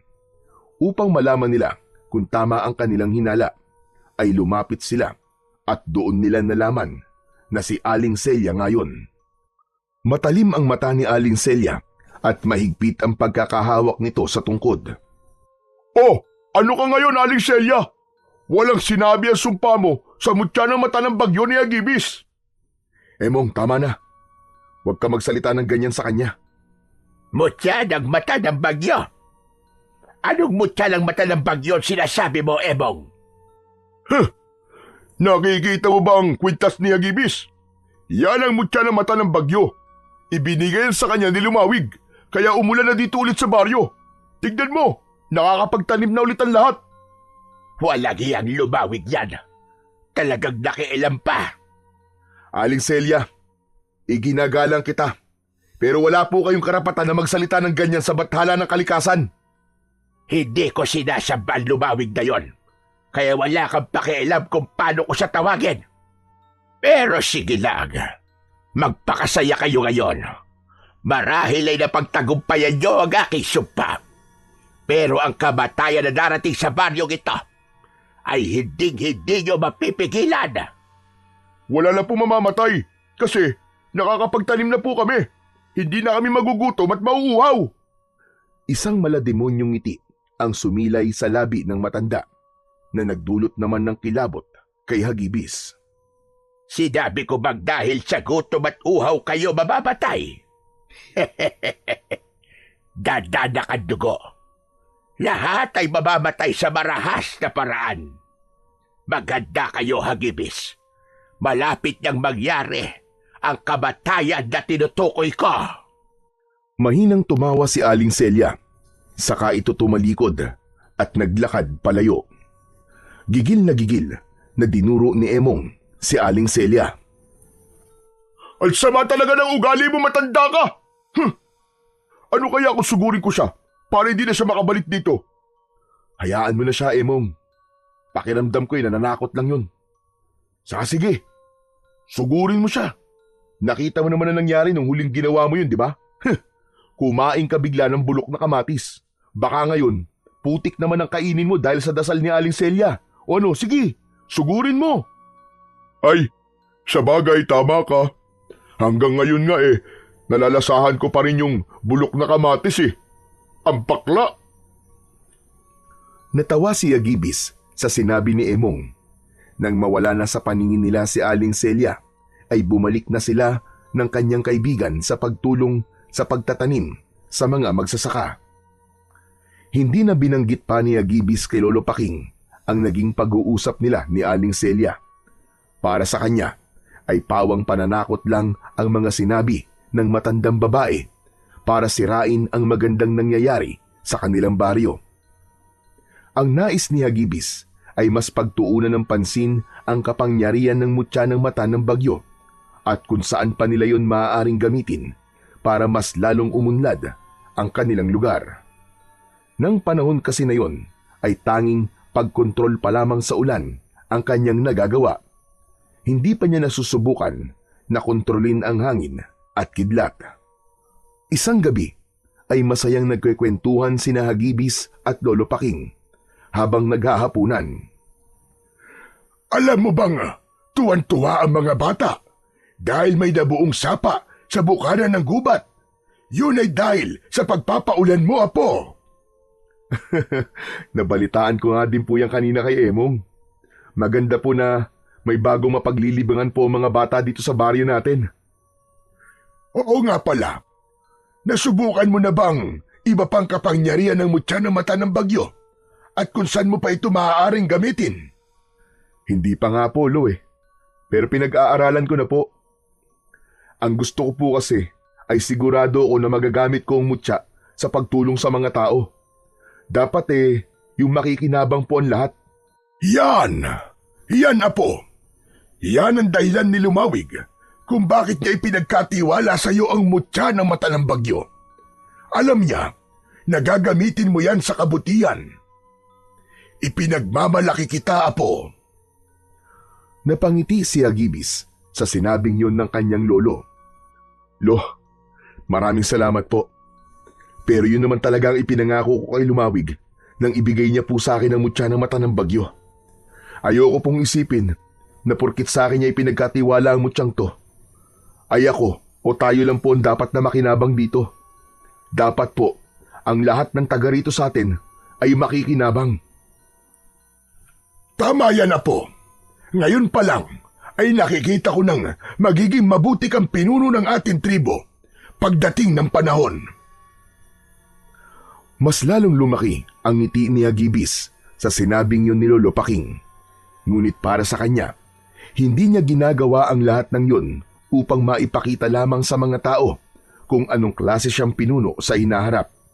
Tinutupad niya lamang kung ano ang sinabi niya kay Lumawig nang ipagkatiwala nito sa kanya ang mutya ng mata ng bagyo. Hanggang isang gabi, nabulabog ang katahimikan ng buong baryo nang umalingaw-ngaw ang sigawan ng mga tao.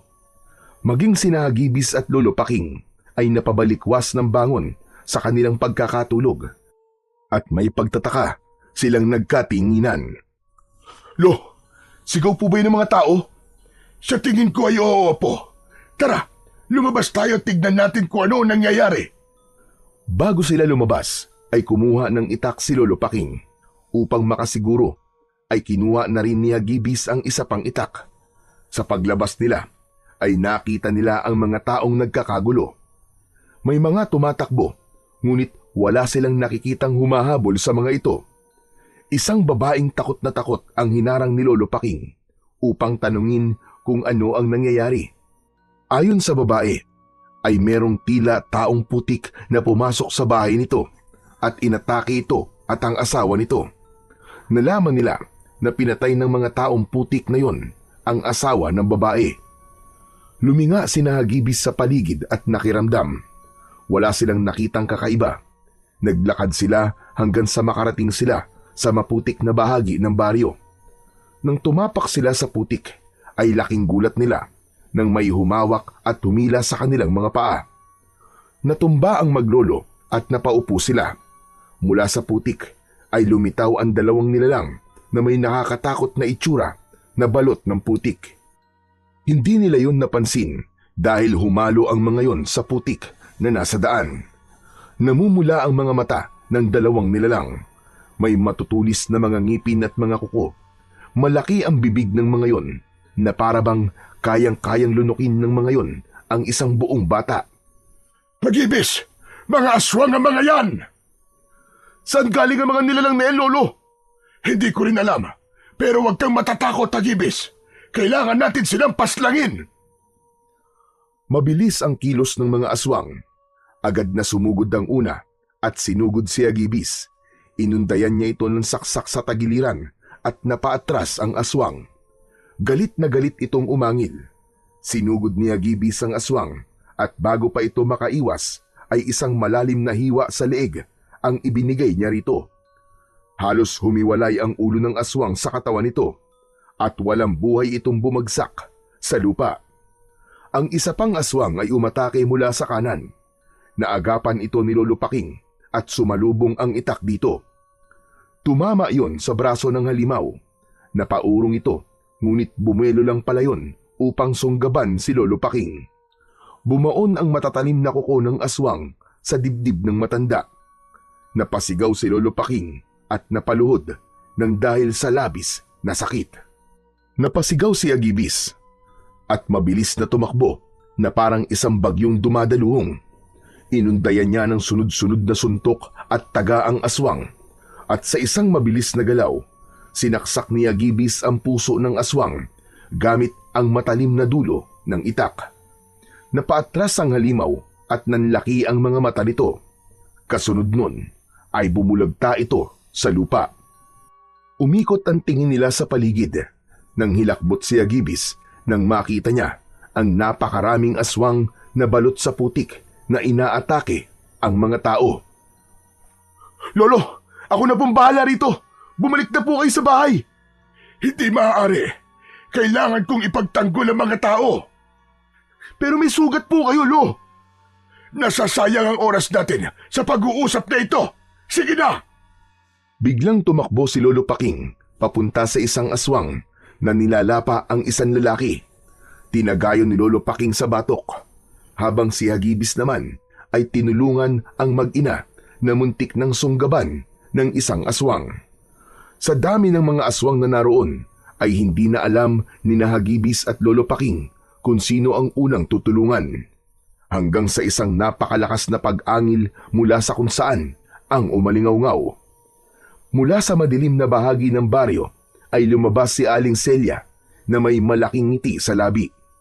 Huminto ang mga aswang na balot sa putik sa pag-atake at nagtipon-tipon ang mga yon sa likod ni Aling Celia. Tumayo sina Hagibis at Lolo Paking, ilang metro lamang ang layo mula kay Aling Celia at sa mga aswang. Celia! Anong ibig sabihin ito? Huwag mong sabihin na ikaw ang may pakana ng pag-atake ng mga aswang dito sa baryo. Sino pa nga ba?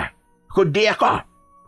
Nakatutuwang makita ang napakaraming bangkay At naaawa ko sa inyong dalawa dahil kayo lang ang may lakas ng loob na lumaban para sa lahat. Kung ganon, mga aswang pala ang tribo nyo. Ang tagal nyo kaming niloko. Nagkakamali ka, Hagibis. Hindi kami natural na mga aswang. Nang umalis kami sa baryong ito, ay ibinenta namin ang aming kaluluwa sa dyablo kung si Lumawig ang tumutulong sa inyo. Sa amin naman ay ang hari ng kadiliman.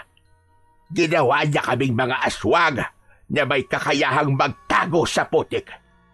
Ito na ang sinasabi kong kamatayan. Kamatayan, Hagibis.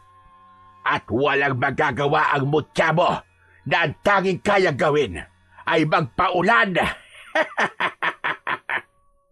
Tama na! Tama na, Celia! Isipin mo na minsan mong minahal ang baryong ito. Huwag mo itong gawin sa amin! Ngunit hindi ako minahal ng mga tao sa lugar na ito, Pakig. Kaya uubusin ko kayong lahat hanggang mapunta sa amin. Ang dapat ay sa amin. Sa'yo na ang baryong ito kung gusto mo. Aalis na lamang kami. Huwag mo lang patayin ang mga taong nandito. Nakikiusap ako sa'yo, Celia. Hindi ko tatanggapin ang alok mo, Pakeng. Buo na ang desisyon ko. Babawiin ko ang baryong ito sa madugo at marahas na paraan. Lahat kayo na narito ay mamamatay. Isang malakas na tawa ang pinakawalan ni Aling Celia bago mabilis na tumakbo palayo ang mga aswang. Nang maiwan doon si Aling Celia, ay nagbago ang anyo nito. Gaya ng mga alagad nito, ay naging aswang din ito na balot ng putik. Masangsang ang amoy nito na maihahalin tulad sa imbornal. Mabilis din itong nawala sa paningin ng lahat. Nang makasiguro sila na wala na sina Aling Celia, ay inasikaso na ni Hagibis at Lolo Paking ang mga sugatan. Labis na nanlumo si Hagibis nang makita niya na may ilang pinatay ang mga aswang. Nadurog ang puso niya sa palahaw ng mga pamilyang namatayan. Habang ginagamot nila ang mga sugatan, ay hindi napigilan ni Hagibis na kausapin si Lolo Paking. Lo, ano na po ang gagawin natin ngayon? Panigurado po, babalik si Aling Celia dito at ang mga aswang. Sa ngayon, ay wala pa akong magandang plano, Apo. Maging ako ay nabigla din sa nangyari. Hindi ko akalain na hahantong si Celia sa puntong ibibenta niya ang kanyang kaluluwa at ang buong tribo niya sa dyablo nang dahil lang sa galit. Ganyan din po ang nararamdaman ko. Hindi na siya ang dating Aling Celia na kilala natin. Noon naman, kahit seryoso siya, ay nakikita ko mabuti siyang tao. Wala na. Wala na, Apo. Nilamon na siya ng kasakiman at puot. Nakakalungkot lang na ang problema na maaari sanang marisolba sa maayos na pag-uusap ay mauuwi sa ganito. Ipinagpatuloy ni Hagibis ang pagtulong sa mga panggagamot sa mga sugatan. Pinigilan niya ang kanyang luha dahil ayaw niyang isipin ng mga tao na mahina siya. Mabigat sa dibdib niya ang nangyari, lalo na't alam niya na isa siya sa inaasahan ng mga tao na poprotekta sa mga ito. Pakiramdam niya ay binigo niya ang kanilang baryo dahil sa meron pa ring namatay sa nangyaring pagsalakay ng mga aswang.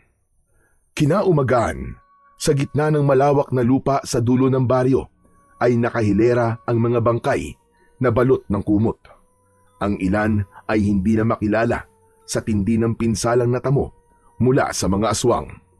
Sama-samang nagtipon ang mga natitirang taga-baryo upang ilibing ang mga namatay.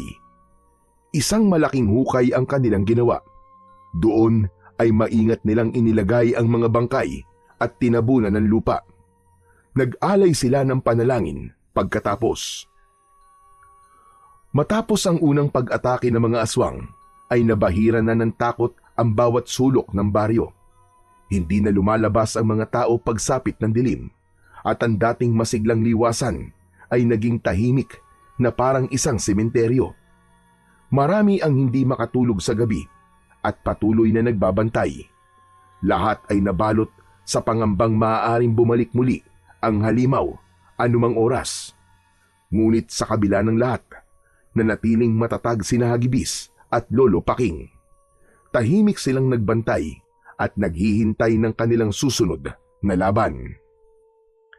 Isang araw, basang-basa ang lupa matapos na gamitin ni Hagibis ang mutya ng mata ng bagyo upang umulan. Habang nagpapahinga siya sa ilalim ng puno ng mangga, ay bumalik sa alaala niya ang gabing umatake sa baryo nila ang mga aswang. Hindi mawala sa isip niya ang nakakatakot na anyo ng mga yon, lalo na si Aling Celia. Sa lalim ng kanyang pag-iisip ay hindi niya namalayan ang pagdating ng kaibigan niyang si Emong. Hagibis, tikman mo itong suman na ginawa ni nanay. Ang sarap oh. Hindi pinansin ni Hagibis si Emong. Nanatili siyang nakatingin sa kawalan. Hoy, Hagibis! Aba, ang lalim naman yata ng iniisip mo. Ikaw pala, Emong. Pasensya ka na. Iniisip ko kasi kung paano natin matatalo si na Aling Celia. Napakarami nila. Marami rin tayo. Pero hindi lahat ay kaya makipaglaban sa mga aswang. Mabigat na problema nga yan. Kahit ako, hindi ko itataya ang buhay ko para labanan ng mga aswang na yun.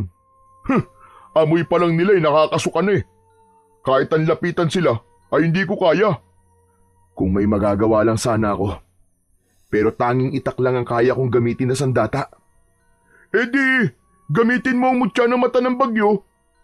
Napatingin si Hagibis kay Emong. Tila may bumangon na pag-asa sa kanyang dibdib sa sinabing yon ng kanyang kaibigan. Ang galing mo. Tama ka, Emong. Ang mutya ng mata ng bagyo. Marahil ay pwede kong gamitin ito bilang sandata laban sa mga aswang. O di ba? Sabi ko na sa'yo, nag-iisip din ako paminsan-minsan eh. Hindi ba't nakokontrol mo ang panahon? Ang kidlat, ang hangin. Yun, gamitin mo ang kakayahan mo na yun para labanan ng mga aswang. Pero unahin mo si Aling Celia kasi matagal na akong pikon sa pagmumukha ng matandang hukluban na yun eh. Salamat, Emong, sa sinabi mo. Hayaan mo at sasabihin ko kay Lolo Paking ang ideya mo. Ayos! Pero bago mo sabihin sa kanya, tikman mo muna tong suma ni nanay. Pinagbigyan naman ni Hagibis si Emong at tinanggap niya ang inaalok nitong suman. Nang maubos niya yon, ay nagmamadali siyang umuwi sa kanilang bahay upang kausapin ang kanyang lolo. Ngunit pagdating niya sa kanilang bahay, ay wala roon si Lolo Paking. Lalabas na sana siya para hanapin ito nang biglang dumating ang matanda. Bakas sa mukha nito ang pagod at pagkabahala. Olo, saan po kayo galing at parang pagod na pagod po kayo? sa liwasan, pinulong ko ang mga tao. Sinabi ko sa kanila na hindi ko sila pipigilan kung nais nilang umalis muna dito. Hinimok ko rin ang mga kalalakihan na lumaban, ngunit kakaunti lang ang may lakas ng loob. Naiintindihan ko naman kung bakit marami ang ayaw labanan ng mga aswang dahil natatakot silang matulad sila sa mga nauna nang namatay. Pero kanina, may sinabi po sa akin si Emong. Iminungkahi po niya sa akin na gamitin ko ang mutya ng mata ng bagyo upang labanan ng mga aswang. Sandaling natigilan si Lolo Paking sa sinabing yun ng kanyang apo. Hindi makapaniwala itong tumingin kay Hagibis. Pero apo, paano mo naman gagamitin sa pakikipaglaban ang mutya ng mata ng bagyo kung ginawa ito ni Lumawig para muling mabuhay ang ating baryo? Sa tingin ko po, ay hindi lang yun ang gamit ng mutya ng mata ng bagyo. Marahil, alam po ni Lumawig na darating ang mga aswang, kaya niya po ito pinagkaloob sa akin. At bilang tagapangalaga po nito, responsibilidad ko pong protekta ng baryo natin sa lahat ng unos at sa mga halimaw na magdadala ng gulo at kamatayan dito. Sasanayin ko po ang sarili ko sa paggamit ng kapangyarihan ng mutya ng mata ng bagyo sa pakikipaglaban. Hindi ko alam kung epektibo nga ba ang ideyang yan ni Emong. Pero apo, sige, pinapayagan kitang gawin yan. At sana ay magtagumpay ka. Puno ng kumpiyansang tumango si Agibis. Isang panibagong pag-asa ang nabuhay sa dibdib nila. At walang ibang dasal si Agibis, kundi ang magtagumpay sila sa laban nila sa mga kampon ng kadiliman. Pagsapit ng hapon, habang ang araw ay dahan-dahan ng lumulubog, ay naglakad si Agibis patungo sa pusod ng gubat. Nakasabit sa liig niya ang mutya ng mata ng bagyo. Nang makakita siya ng malawak na bakanting lupa sa gubat, ay huminto siya roon. Huminga siya ng malalim at itinuon niya ang lahat ng kanyang enerhiya sa mutya. Una niyang sinubukang kontrolin ang hangin. Inunat niya ang mga kamay at marahang pumikit. Ilang saglit pa ay naramdaman niyang lumakas ang ihip ng hangin sa paligid niya. Sa isang iglap ay pinakawalan niya ito sa isang direksyon at nabuwal ang ilang mga puno na naroon. Sunod niyang sinubukan tawagin ng kidlat. Itinutok niya ang kamay niya sa langit at may biglang liwanag na dumaan sa kalangitan na sinundan ng pag-ugong ng kulog. Tumama ang kidlat sa malaking bato at halos mahati yun sa gitna. Diniskubre pa ni Agibis ang iba pang kayang gawin ng mutya ng mata ng bagyo.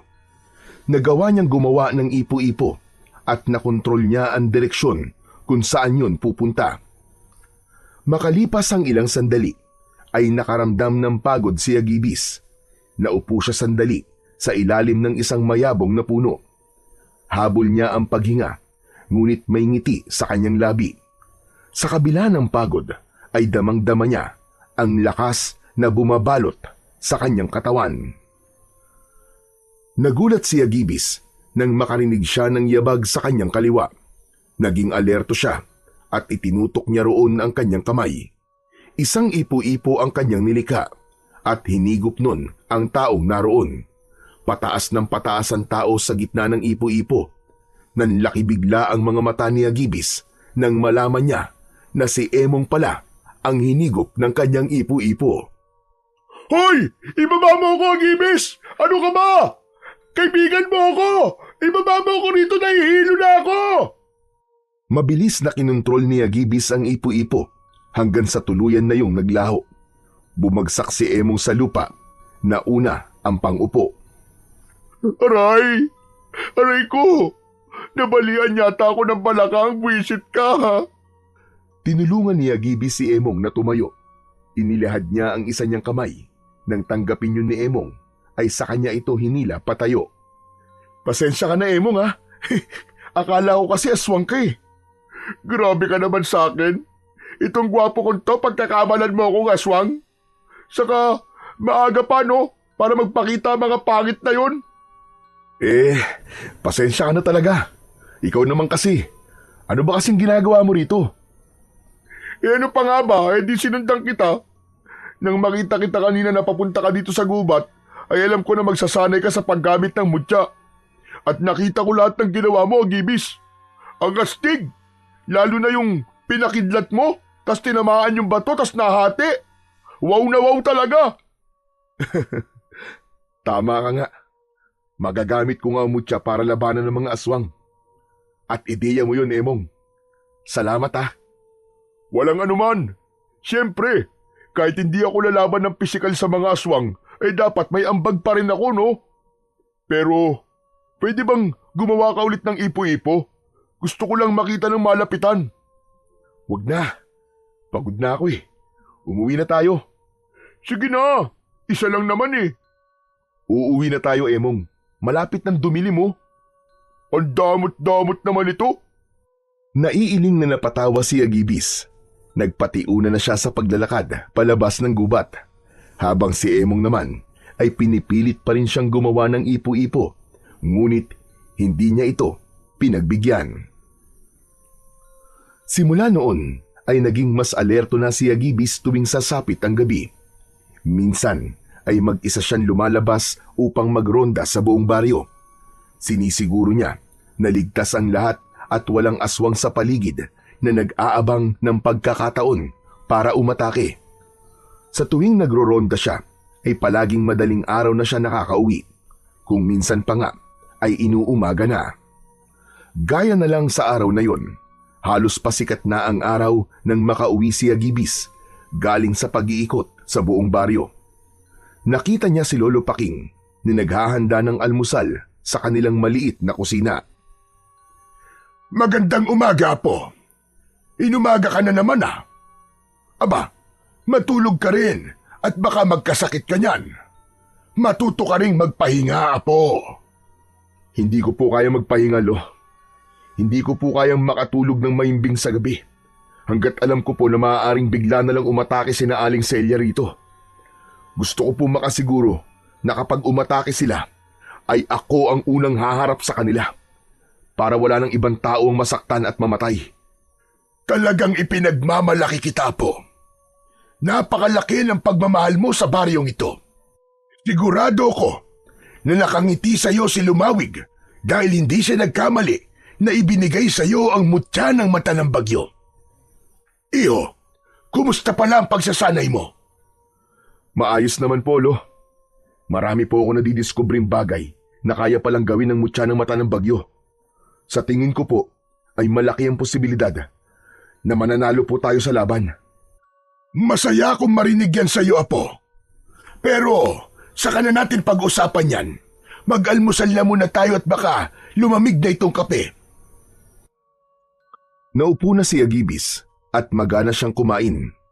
Bagamat sinasabi niya na kaya niya ang magiging laban nila sa mga aswang at kay Aling Celia, ay may takot pa rin siyang nararamdaman. Hindi lang niya yon ipinapakita dahil gusto niyang bigyan ng pag-asa ang lahat na malalagpasan nila ang napakalaking problema na kanilang kinakaharap ng sandaling yon. Nagpatuloy si Agibis sa kanyang pagsasanay. Ngunit kahit abala siya sa bagay na yon, ay hindi niya kailanman kinalimutan ang isa pa niyang tungkulin sa baryo. Tuwing umaga ay pinupuntahan niya ang mga sakahan kung saan abala na ang mga magsasaka sa pagtatanim. Kapag nakita niyang natutuyo ang lupa, ay pinapaulan niya ng bagya upang hindi mahirapan ang mga magsasaka sa pagtatanim. Ang mga magsasaka ay hindi na nag-aalala sa tagtuyot. Kung minsan pa nga ay pinapadaloy ni Agibis ang malamig na simoy ng hangin upang bigyan ng ginhawa ang mga pagod na katawan ng mga nagtatrabaho. Alam niyang ang kapangyarihang ipinagkaloob sa kanya ay hindi lamang para sa digmaan, kundi higit sa lahat para sa ikabubuti ng kanyang mga kababaryo.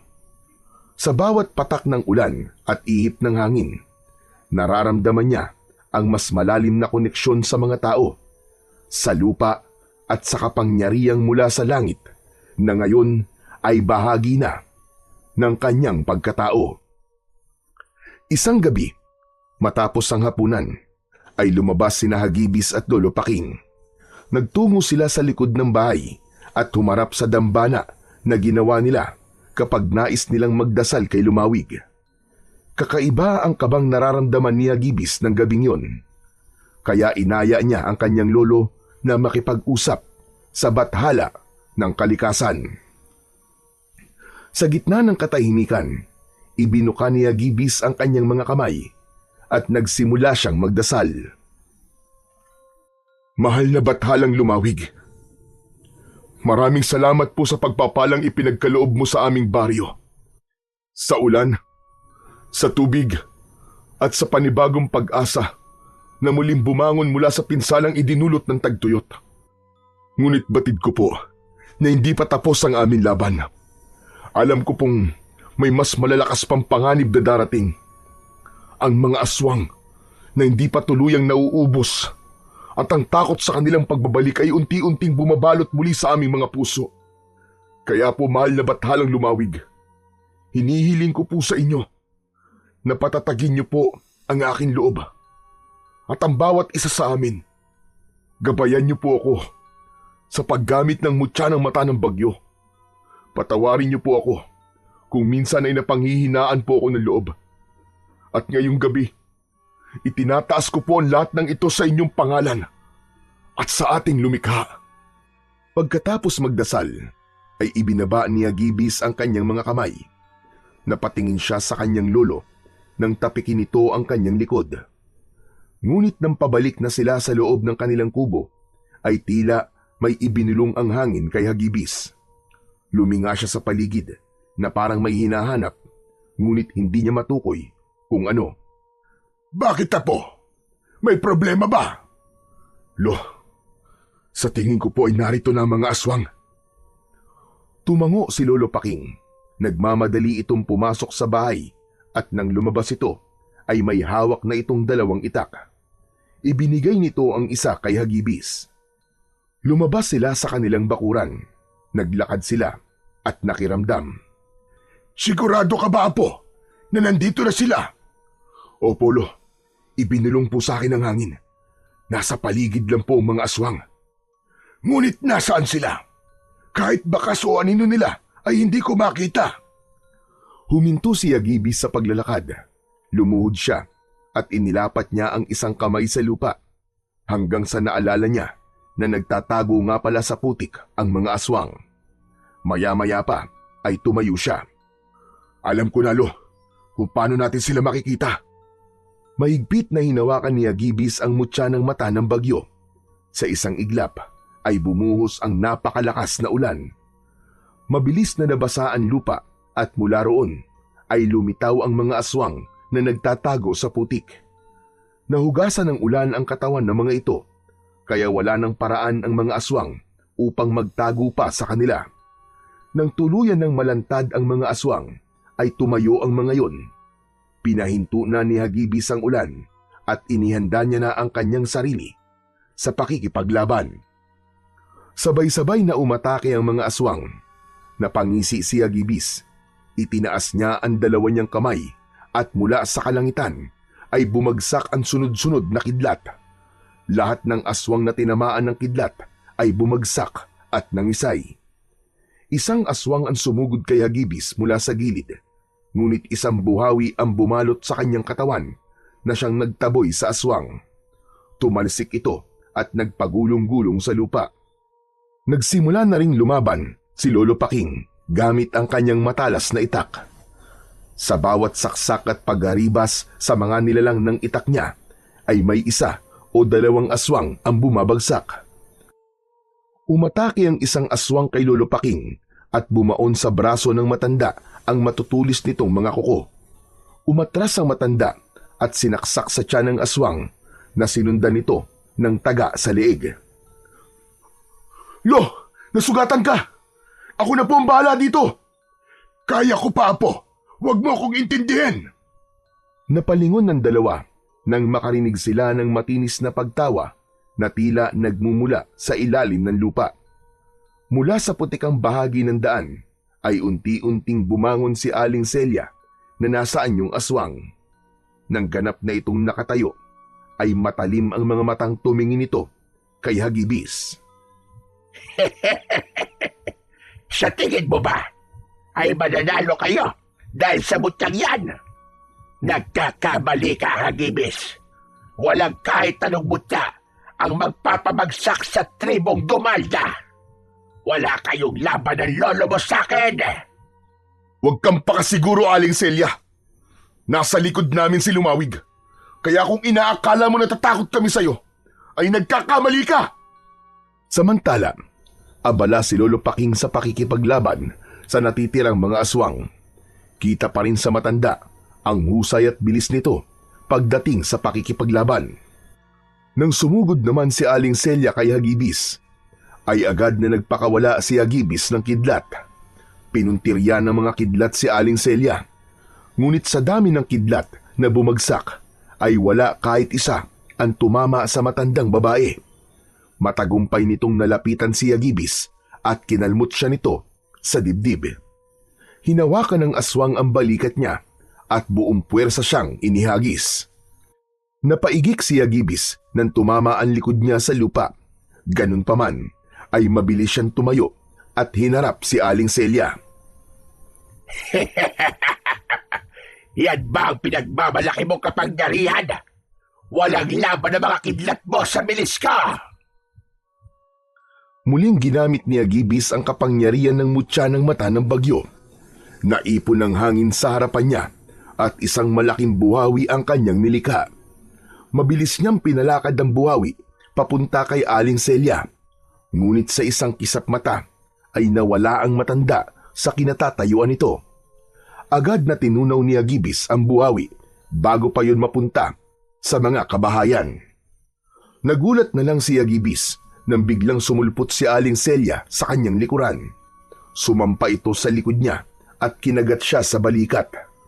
Mabilis na tumalon si Aling Celia papunta sa harapan ni Agibis at malakas itong tumawa. Wala kang laban sa akin.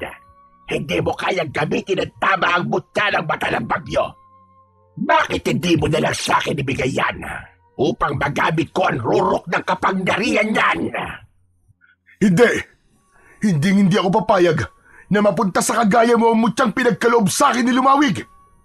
Kung ganon, ay papatayin na lamang kita at saka kukunin ang mutya sa iyo. Matapos yun ay mabilis na sumugod si Aling Celia kay Agibis. Muli siya nitong hinawakan sa magkabilaan niyang braso at ibinalibag sa malayo. Sa pagkakataon na yon ay hindi naging maganda ang pagkakabagsak sa lupa ni Agibis. Naramdaman niya ang labis na sakit sa kanyang likod at dibdib. Habang tumatayo si Agibis ay naramdaman niya ang paggapang ng kakaibang init sa loob ng kanyang katawan. Maigpit niyang hinawakan ng mutya ng mata ng bagyo at saka siya malakas na sumigaw. Lumawig! Bathala ng kalikasan! Alam kong naririnig niyo ako! Ngayon ko kailangan ng inyong lakas at kapangyarihan! Tulungan niyo po ako! Isang malakas na kidlat ang bumagsak mula sa langit at tumama yun ng diretso sa katawan ni Agibis. Sumunod pa ang isa at isa pa.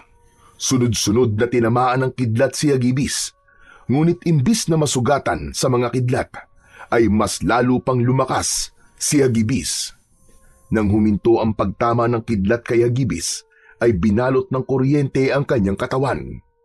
Umangat ang paa niya sa lupa at sa tindi ng enerhiyang bumabalot sa kanya, ay naging kulay puti ang kanyang buhok at lumutang siya sa ere. Napaatras si Aling Celia at hindi maipinta ang takot sa mukha nito. Hindi! Imposible! Imposible ito! Anong klaseng kapangyarihan yan? Ito ang kapangyarihan na tatapos sa'yo! Sa isang kisap mata ay sumugod si Agibis papunta kay Aling Celia. Mas mabilis pa siya sa kidlat, kaya hindi na nagawang iwasan ni Aling Celia ang kanyang pag-atake. Nagulat na lang ang matandang aswang nang nasa harapan na nito si Agibis habang nakaumang ang isang kamao. Isang napakalakas na suntok mula kay Agibis ang natanggap ni Aling Celia. Tumama ang suntok sa tapat mismo ng puso nito.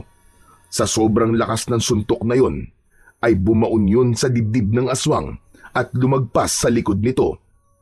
Agad na hinugot ni Agibis ang kanyang kamao at walang buhay na bumagsak sa basan lupa si Aling Celia.